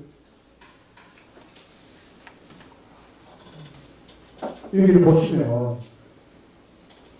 1592년 임진년 1월 1일자부터 시작합니다. 1월 1일 날 일기를 쓰기 시작합니다. 전쟁이 일어나기 100일 전입니다. 그러니까 아예 전쟁하고 관련된 전쟁과 그냥 순간적으로 연결되어 있는 거예요. 1월 1일 날 일기가 뭐라고 적히냐면 설날이죠. 음력이니까 동생하고 조카하고 아들이 왔다. 설리라서 그 다음이 뭐라고 적히냐면 남쪽으로 이제 이전이 돼가지고 어머니를 2년째 뵙지 못한 게 해안이 온다고 그런 내용이 적혀 있습니다. 그런데 거기에 어머니라는 한자가 없습니다. 어머니 모자가 없어요. 그래서 저는 나중에 원본을 보고 이게 왜 어머니인지 없는데 그래서 이제 나중에 다른 책들을 번역하는 거 보니까 특히 연상 와산 출신 연상 선생님 쓰신 나중에 이런 것들 다 구해서 봤습니다. 보니까 천지라고 적어놨어요. 하늘천 다반지 천지가 어머니를 안 쓰고 천지라고 적어놨어요. 나중에 어머니라는 글자가 많이 어미 모자가 나옵니다. 남의 어머니 다 어미 모자를 써놨어요. 자기 어머니는 전부 천지라고 적어놨어요. 근데 시경에 백주편이라는 거기에 나오는 이게 이순신이 무의지만 거의 문인이잖아요. 책을 많이 봤던 사람이에요. 거기에 모야 천지 어머니는 하늘이라고 그 구절을 그대로 자기는 평생에 하늘이라고 이렇게 적어요. 이순신은 뭐 나라의 충으로 유명하지만 사실은 아버지 일찍 돌아가시고 그 효가 절절하게 묻어갑니다. 그 첫 일기에 어머니는 하늘이라서 어머니를 천지라고 이렇게 적어요. 그래서 그 첫 일기 시작해서 마지막 일기가 전쟁 하루 죽기 하루 전 18일 날 전쟁을 했기 때문에 전쟁에 출전하기 하루 전까지 이순신이 노랑해전에서 승복하지 않았다면 노랑해전을 다 썼겠죠. 전투 보고서까지. 그래서 그런 일기에 이제 노랑해전 직전의 상황이 이렇게 다 나오고 있습니다. 그러고 나서 여기에 이제 조선 일본 도설에 수로를 중심으로 그려놓은 그림입니다. 여기 이제 남해 대외체, 남해 외선입니다. 그리고 여기 제로, 외추, 수로, 제로 외축 수체 전도. 한자 굉장히 발음하기 어렵습니다. 글자는 쉬운데 모든 길에 외에 우두머리가 있는 외성의 전체 그림 이런 뜻인데 여기 부산의 성이 동로의 중심이 부산의 성. 여기 희만도 외체 이렇게 적어놨잖아요. 희마죠. 순천 사천에서 여기가 예고 외성이 나왔죠. 아까 예교 끌어들인 다리 이 순천에서입니다. 그리고 이제 주요 기지가 이제 쭉 일본군의 기지들인데 이 대마도가 나오고 그 절영 외체 영도 부산 영도 외체입니다. 한산도 노랑을 섬이라고 노랑도라고 적어놨어요. 이 노랑 정량 창선도입니다. 그 다음에 고금도 노조 조선 수군기지 고금도 여기에 이제 수로의 중심을 남해 외성으로 이렇게 받듭니다. 남해 외성은 굉장히 크게 그려놨죠. 그 대외처라고 합니다.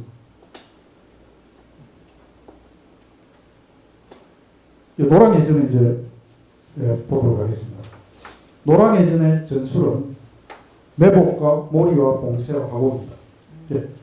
앞에 아까 맨 먼저 위성사진 받을 때 섬들이 쭉 있었잖아요. 대동부터 소해섬, 뭐 깨구리섬 쫙그 15개 있습니다. 그 섬을 중심으로 강장 쪽에는 이제 맹나라 수군이 있었고 남해 쪽으로는 이순신의 수군이 있었어요. 매복을 했습니다. 밤중에 12시 도착해서 순천해성 쪽에는 그 찍고 있다는 걸 우리가 빠져나왔다는 걸 들키면 안 되니까 마치 그 있는 것 같이 위장을 해놓고 원래 남해에 왔던 겁니다. 와서 이제 노랑 앞바다에 매복을 했고 그 다음에 아까 북서풍을 이용해서 몰이를 했고 그 가른포 해안을 봉쇄를 해서 하공을 했던 겁니다. 전략은 지행과 바람과 조류를 이용해서 야간 전투에서 외군들을 몰살시켜서 다시는 침략할 생각조차 못하게 만들려는 게 전술입니다. 그러니까 물러갔던 왜군이 정유재는 다시 왔잖아요. 쟤들 그냥 가면 또 온다는 거죠. 그래서 그냥 완전히 작살내버려야 꿈도 못 꾸게 만들겠다는 게 이순신의 전술이었던 겁니다. 그래서 그렇게 위험한 전쟁을 했다. 난중일기와 장기가 없어서 약간 이렇게 추정을 해봤습니다. 당시가 음력 11월 19일이었고 밤중부터 뒷날 12시까지 전쟁을 했습니다. 근데 물때가 지금으로 그 음력은 비슷합니다. 그래서 9물에서 11물. 물이 8물이 제일 많이 나오고 많이 듭니다. 그래서 물이 상당히 많이 움직일 때. 그리고 수심이 40에서 44에서 45. 최고 시속이 16km. 거의 달 마라톤 선수가 거의 뛰는 그런 물살이 아주 센 곳입니다. 북서풍, 섬진강 하구에서 강호 방향으로 겨울에 북서풍이 강하게 불 때입니다. 그 섬진강의 물때에 맞춰서 민물도 이렇게 밀려오고 뭐 그런 지역입니다. 11월 18일 24시니까 19일 00시죠. 그 전날 움직이기 때문에 제가 일부 24시라고 적어놨는데 노랑앞 섬에 매복을 합니다. 공두시경의 전투가 시작됐다고 여러 기록들이 나옵니다. 당시에 썰물대입니다. 아까 물대에 보니까 썰물대고 썰물대는 사천에서 순천 방향으로 왜군이 진격해오는 방향으로 물이 흘렀습니다. 그리고 이제 가는포 내항으로 외선들을 유도해갖고 북서풍을 이용해 하공을 합니다. 그리고 해역을 봉쇄하고 안에서 근접전투, 야간 근접전투. 그러다 보니까 막 뒤섞여서 싸우다 보니까 적탄에 맞았습니다. 조총에 살상 유효 사거리가 50m밖에 안 된다고 합니다. 이순신은 아예 멀리서만 싸웠거든요. 맹랑해전과 노랑해전에서만 근접전투를 했습니다. 그리고 07시에서 08시 사이에 순국을 했습니다. 10시경에 이제 9시 반에 물이 다 들고 이제 썰물이 시작됩니다. 전쟁이 본격적으로 시작될 때는 가는포 쪽으로 물이 들어왔습니다. 외국은 그냥 몰아 이렇게 쉬었습니다.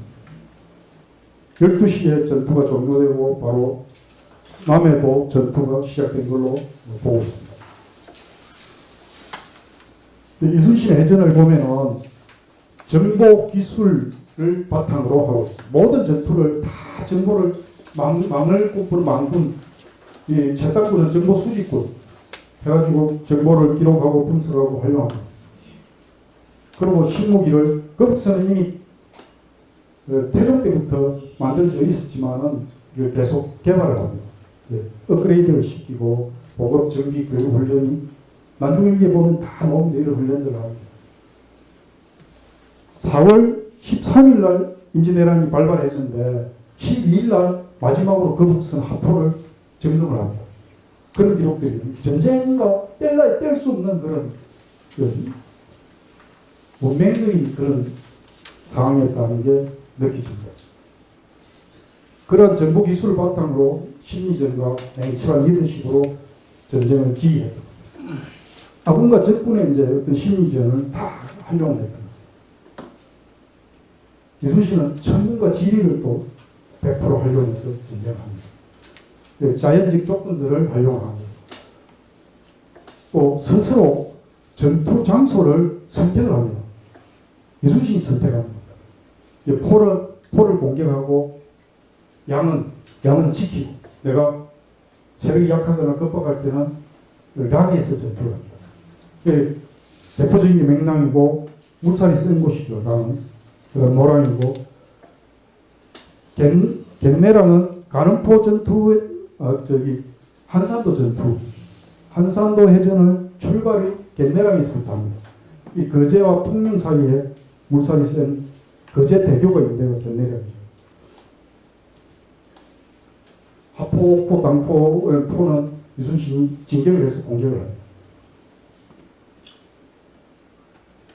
전술과 무기 체계를 보면은 어떤 지법이나 은근히 당파 전술이 전문적으로 했습니다.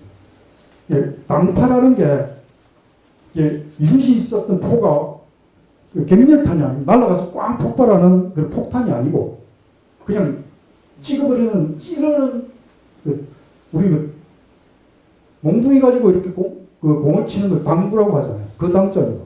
찌를 당점이다.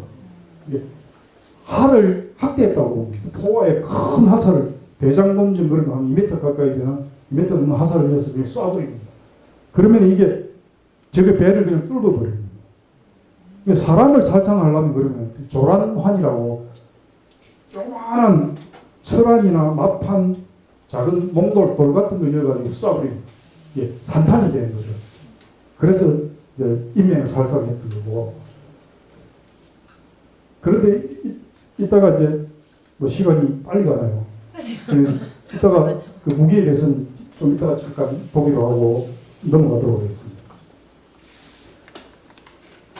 우리 지형에 맞는 무기 그 판옥선을 썼습니다. 왜군의 배는 먼 바다를 건너와야 되니까 첨저행이라고 V자로 위치 요즘의 배들이 다 그렇잖아요. 빨리 가야 되고 그런 먼 거리를 항해해야 되고 우리 판옥선은 서해안이나 남해안에 있던 갯벌 낮은 지에 조수간만 차이가 많은데 이런 데서 유용하게 쓰고 또 회전도 빠르게 하기 위해서 팽저선이라고 밑바닥이 팽팽합니다. 판옥선이 아주 통나무로 튼튼하게 지었고 소나무로 그리고 이제 총통 하포를 주 무기로 썼던 겁니다. 하라고 이에 비해서 일본의 이제 무기는 총이었죠. 조총이었고 그 다음에 배는 그 안택선이라는 배나 관선이라는 배입니다. 아타케 분해하고 세키 분해라는 일본의 배인데 이 배들이 이제 빠르기는 빠른데 약하고 그 다음에 회전 반경이 굉장히 깁니다. 그리고 물이 조수간만 차이가 세고 물이 얕은 곳에서는 굉장히 활동이 어렵죠. 그래서 이제 아주 탁월한 배를 우리가 가지고 있습니다. 이 튼튼하고. 그리고 이제 하포들이 천잡총통부터 이제 성잡총통까지 이 철저하게 개발된 하포들을 가지고 있었고 그 하포에 쓰는 발사체들이 장군전에서 필영전까지 굉장히 먼 거리를 날아가. 아까 조총은 150m 정도 날아가는데 살상 반경은 사실 50밖에 안 된다고 했죠. 근데 이런 큰 포탄이 그냥 포가 날아가서 배를 부셔버리면 그냥 뭐 상상을 못할 정도의 그 화력을 가지고 있었던 겁니다. 이 조선의 하포를 보면은 이 뱅기도설에 나오는 내용은 1474년입니다. 그러니까 임진왜란 100년 전이죠. 이미 우리 하포 체계가 다 갖춰지고 100년 전에 그 이전에 200년 전에 고려말 때 정선이가 이미 하약을 개발해가지고 하포를 하통도관을 만들고 하통방사군이라는 하포 부대 포병 부대를 창설해가지고 고려 때부터 있습니다. 그래서 아까 간호파 해수녀를 이길 수 있었던 거고 그 이후에 이제 태조 때는 이승계가 하를 굉장히 잘 쐈습니다. 태조는 하포 개발을 별로 등한시하고 하약은 우리가 전 세계 두 번째로 중국에서 개발해서 원나라 때 이제 정보를 빼서 만든 거죠. 근데 그 하약을 가지고 조선 초에 뭐 했냐면 불꽃놀이였어. 불꽃놀이. 그래서 조선에 오는 외교관들이 버킷리스트가 조선에 가면은 불꽃놀이를 보고 오라고 그런 기록들이 많이 옵니다. 아주 그 황홀한 그런 불꽃놀이를 요즘도 우리는 불꽃놀이 잘하잖아요. 그런데 이 무기를 핵무기급의 무기인데 당시 최첨단 무기를 가지고 불꽃놀이를 하고 있었던 겁니다. 근데 태종이 하포를 개발하기 시작합니다. 북방 쪽에 외국은 그때 거의 팽창되거든요. 박이부터 해가지고 이종목 서시마 정글까지 해버리잖아. 외국은 안 오는데 근데 하포를 제대로 또 완전 개발한 분이 세종대왕입니다. 세종대왕은 우리가 성, 유순신, 뭐 대왕 이런 이름을 붙이는 게 세종대왕은 한글뿐만 아니고 뭐 가학, 음악, 무기 뭐 안 한 게 없습니다. 세종대왕 때 무기체계를 완전하게 우리나라 무기체계를 체계화하고 그 다음에 규격화하고 표준화합니다. 그래서 그 책을 딱 만든 게 총통등록이라는 책을 1448년에 이미 세종 30년 때 발간합니다. 그 책이 이제 없어지고 있죠. 아주 본사 기밀이라서 뭐 소수의 인쇄만 했겠죠. 전해지지 않고 이건 성종 때 만든 게 1474년에 만든 게 지금 남아 있습니다. 이 뱅기도설에 보면은 이제 그 이후에 쭉 개발된 업그레이드된 하포들이 나옵니다. 100년 뒤에 이제 이순신의 임진왜란 때는 더 이제 체계화가 되어 있겠죠. 여기에 이제 총통왕국, 이 아까 총통 등록에는 제조법, 사용법, 뭐 재원 이런 게 다 규격 이런 게 정확하게 다 기록이 되어 있는데 뱅기도설에는 보면은 재원 위주로, 규격 위주로 되어 있습니다. 이 조선의 이때 당시의 규격은 척촌 리풍이라는 단위를 썼는데 척은 30cm고 분 리는 0.3mm, 0.3mm 단위로 이렇게 정밀하게 만들었다.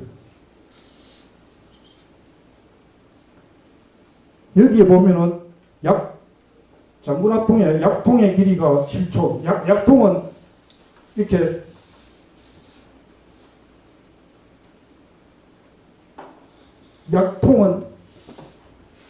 약은 하약을 이야기합니다. 하약을 엮는 길이를 이야기합니다. 전체 길이는 훨씬 큽니다.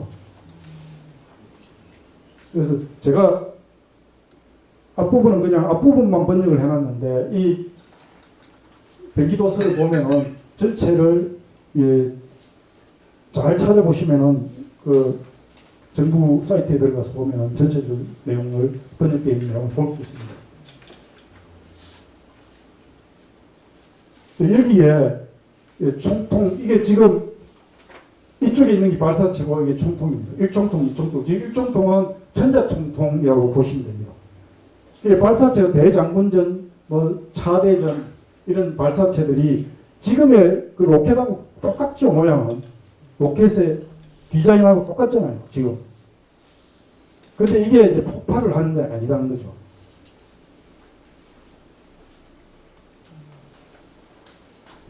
그런데 이제 이런 무기가 있습니다. 바라통과 신기전을 많이 들어보셨죠?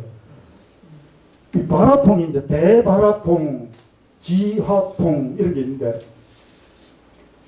이게 하약통입니다. 하약통은 종이로 만듭니다. 종. 천도가 넘는 온도와 그 압력을 견디는 게 종입니다. 종. 여러 겹을. 우리가 종이 한 장은 약하지만 채간 거는 굉장히 뚫기 어렵잖아요. 총도 막아내요. 그 방탄모나 지금의 방탄모에 그 한지가 들어갑니다. 한지. 가볍고 튼튼합니다. 옛날에 우리 공중전화 책 그거 있으면 뭐 총알도 막았잖아요. 그 정도로 이렇게 한지가 강합니다. 가볍고 발사체가 날아가야 되는데 무거운 걸 쓸 수가 없잖아요. 그 한지로 씁니다. 그래서 모든 기록에 보면은 용지, 종이로 만든다 이렇게 다 적어놨습니다. 이 종이를 뚫뚫뚫 나무로 이렇게 말아가지고 여러 개를 붙여가지고 나무 쏙 빼내면 통이 됩니다. 그 통에다가 하약을 넣습니다. 그 대신기전은 길이가 5.52m, 5.5m, 어마어마하게 크죠. 대신기전과 대바라통 이런 거는 폭발을 합니다. 폭발. 이게 화살이 날아가서 적진에 떨어뜨려서 2차 폭발을 하게 만들었습니다. 그게 지하입니다. 안에 숨어있는 하약통에 안에 들어있다는 겁니다. 이 바라통 안에 지하를 이어가지고 하약의 약선이라고 하죠. 불을 붙이면 자체 추진체로 날아가잖아요. 날아가서 적진에서 안에 있는 작은 하약통이 다시 불이 붙어서 거기서 폭발을 합니다. 근데 살상효과는 별로 없고 저게 말을 놀라게 하거나 난리가 나게 하는 거죠. 그리고 터지니까. 네, 그런 무기가 있었고 신기전은 이제 다연장 로켓이라고 봅니다. 그 여러 발을 동시에 쏠 수 있는 그런 다연장 로켓이 신기전입니다. 그 신기전을 쏠 때 이제 하차에다 꽂아서 쏠다고 하죠. 이 하차가 신기전기인가 신기전기 그 다음에 총통기 이 두 개를 번갈아 끼어가 쓰는 겁니다. 총통기는 총알이 날아가는 겁니다. 근데 승작 총통을 꽂아가지고 총을 쏘는 거고 신기전기는 화살을 쏘는 겁니다. 화살을 쏘되 로켓 자기 힘으로 날아가는 추진체 하약이 밑에 화살 밑에 붙어가지고 열을 뿜으면서 가스 힘으로 날아가는 그런 화살을 신기전기라고 하는데 다연장 로켓이라고 보면 됩니다. 이 로켓이 100개, 구멍이 100개 있습니다. 한 번에 100개를 쏘는 겁니다. 총통기는 50개가 있는데 총통기에 화살을 세전이라는 화살을 4개를 꽂아가 쏘거든요. 그럼 200발이 한 번에 날아가는 겁니다. 이런 무기를 가지고 외부라고 싸웠던 겁니다. 이 총통기를 쏴서 대표적으로 승리한 전쟁이 행주대첩이라고 들어보셨죠? 건율이. 우리가 이제 이 얘기 듣기로는 부인들이 행주치마에 돌을 쏴서 날아가서 했다니 그거는 전부 이제 스토리입니다. 스토리. 실제로는 이 총통기를 40개를 가지고 쐈습니다. 그러니까 10대 1로서 싸웠는데도 이긴 게 이게 있었습니다. 행주대첩의 행자가 살구나무 행자입니다. 살구나무 고리지 그 행주치마의 행자가 아닙니다. 그 이름이 똑같다 보니까 이제 나중에 재밌는 스토리. 그 정도로 치열하게 부녀자들까지 다 싸웠다. 이제 그런 얘기를 이렇게 스토리로 만들어냈습니다.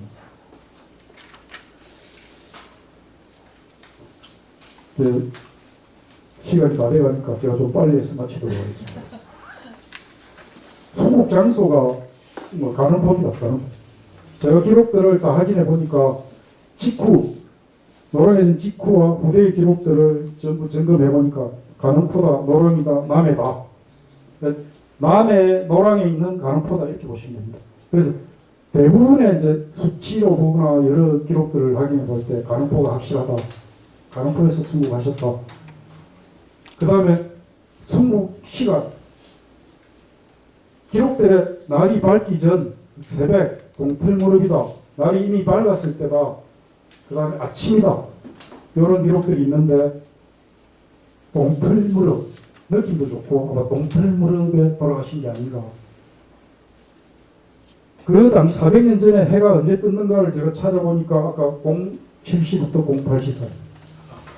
그래서 7시 반 정도에 돌아가시가지고 이렇게 추정을 해봅니다. 이 그림은 파나인데 1617년 강해군 때 비교적 이런 시기에 이제 이순신에 관한 그림입니다. 순신 역전이라고 이순신이 목숨을 다해서 힘을 다했다. 여기 손신이라고 적혔습니다. 이순신이 배는 이제 작게 그렸죠. 이것도 스토리이기 때문에 상강 행실도의 얘기를 적어놓은 그리고 그를 설명한 사파이기 때문에 그림 모르는 사람도 볼 수 있게 만화같이 그림을 그려놨습니다. 여기 보면 이순신이 아마 여기서 또 조총해가지고 활도 이순신을 대장하고 있는데 활은 아직 발사가 안 됐죠. 이제 외국들이 이렇게 떠다니고 돌아다니는 상황을 이렇게 그려보고 있습니다. 남해 어떤 흔적이 있냐면 남해 웨스트 흔적이 그대로 남았습니다. 남해 읍에서 바다 쪽으로 가면 선소라는 곳이 있습니다. 조선시대 수군기지가 있던 곳인데 거기에 보면 웨스턴의 흔적이 남아있고 웨스턴은 1597년 임진왜란이 일어나기 1년 전에 만들었습니다. 정유재란 시작하고 와카자키 야스히로가 촉성을 했습니다. 아마 마산 웨스턴도 같은 시기에 같은 도전이네요. 97년. 그렇죠. 지방 지도에 보면은 여기에 이제 외가 쌓았다 외소축 천남대라고 하죠. 이게 외승의 천수짜리가 지금 그대로 있습니다. 그대로 있고 어벤소라는 이제 해군기지가 조선시대 백창기지였습니다. 그 옆에 천장 진공 소근 진공이 진린이 세웠다. 이게 마예비를 장량상 동정 마예비라는 게 임진왜란 끝나고 딱 1년 뒤에 맥나라 유격대장이 이게 큰 바위에 한 바위가 집천하고 한 6m, 7m 되는 바위에다가 이 맥나라의 황제 선언으로 전통기겠다고 자기들이 자랑을 지어해놨습니다. 이게 일제시대 때 폭파 대상에 들어가 있었는데 폭파는 안 되고 나와 있습니다. 그리고 맨 밑에 뚝대 이게 언덕에서 굴려가 바다 쪽으로 떨어져 버렸어요. 그러면 그 큰 바위가 그 집 한 채만한 바위가 근데 다행히 바다에 들어가지는 않고 바다 바로 1m 앞에 서서 글자가 다 보이게 약간 이렇게 뜬기 약간 이렇게 쓰고 글자 보기 쓰시고 비도 안 맞게 지금 그렇게 쓰이는 걸 남에 가시면 볼 수 있습니다. 그 내용을 제가 번역을 해보니까 인터넷에도 번역이 나오는데 굉장히 어려운 시라서 번역하는 것마다 다 다르더라고요. 요즘 챗 GPT가 더 정확합니다. 보니까 맥나라가 황제 때문에 이순신 얘기 하나도 안 하고 자기들 자랑만 해놨어요. 그게 사실은 노랑해전에 가장 오래된 기록으로 나와 있습니다. 1599년. 98년 11월 달에 노랑해전이 있었잖아요. 10월 상순이라고 제가 상순 길이를 1일이라고 적어놨는데 10월 상순에 좋은 날 아침에 태웠다 이렇게 적혀 있습니다. 그리고 이제 충렬사와 이락산, 이락, 이순신이 떨어지려고 이순신이 돌아가신 곳이 아까 다른터죠.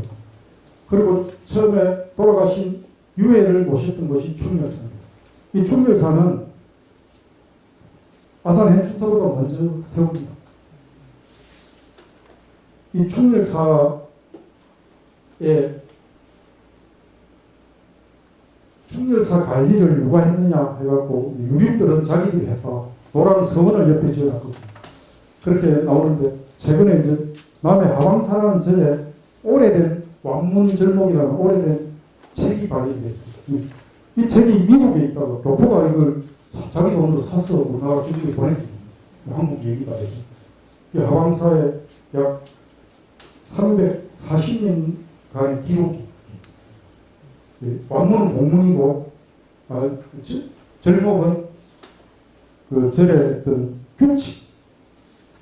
규칙을 적어놓은 그 책인데 그 책에 보니까 호충함이라는 암자를 짓고 성장 한 명과 성녀 10명이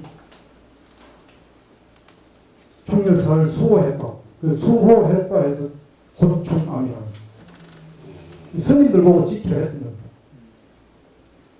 이순신의 5대 손에 이상공이라는 삼도 수군 통제사가 나옵니다.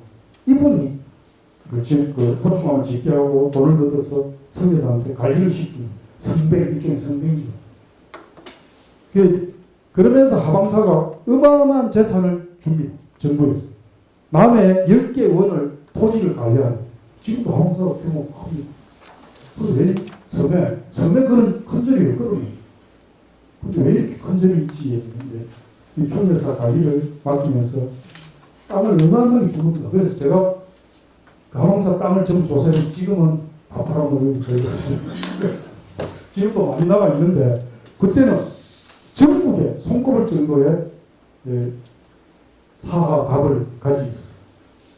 그래서 그 충렬사가 이렇게 남아있고 지금 여기에 이락사에 1872년에 지도인데 뭐라고 적히냐면 간흥포 외부 피함처 함정에 빠져가지고 당했다. 아까 가뒀다는 얘기입니다. 외부들이 쏘가서 여기에 갇혀가지고 죽었다. 갇힌 곳, 갇혀 있는 곳. 지금 지명을 갇힌곡이라고 부르고 갇힌곡이라고 부르고 더할 가짜 풀을 청자. 이게 이쪽 바다하고 가깝잖아요. 여기에 풀은 칠을 해서 외부 첩자한테 제 지도를 얘기가 스토리가 고승에 보면 어리 기생의 전설이 있죠. 그거 똑같아요. 장소만 다르고 주인공만 다를 뿐이지. 남해는 주인공이 누구냐 하면 유울룡이라고 유순종의 행이 나옵니다. 안동에 살았거든요. 근데 유울룡이가 외국의 첩자한테 술로 배기갖고 방 속에 지도를 꺼내서 보니까 남의 지도가 그려지가 있어서 파란 물감을 대었다. 그 청을 대. 외국인들이 여기가 바다 통한 길인 줄 알고 그 지도를 믿고 일로 들어갔다가 죽었다. 고성의 다람포 전설하고 똑같습니다. 아마 이게 스토리인 것 같아요. 이렇게 갇혔다는 그런 걸 뒤에 전설로 이렇게 요즘 얘기는 스토리텔링을 했다. 이순신의 얘기들을 너무 잘 아시고 또 그만큼 또 숨겨져 있는 알 수 없는 진실들이 아직도 많이 남아 있습니다. 그래서 저는 그런 공부를 하는 재미에 이제 하나씩 찾고 있는 과정에 있어서 제가 재밌고 자세하게 설명해드리지 못해서 좀 송구합니다만은 남해에 가보시면은 현장에서 그런 느낌들 아마 이락사를 방문하신 아까 보니까 이락사는 안 되겠고 충렬사에 가시면은 그런 전쟁의 현장이기 때문에 충분하게 느끼고 오실 수 있을 겁니다. 그래서 부족한 강의지만 격심해 주셔서 감사합니다.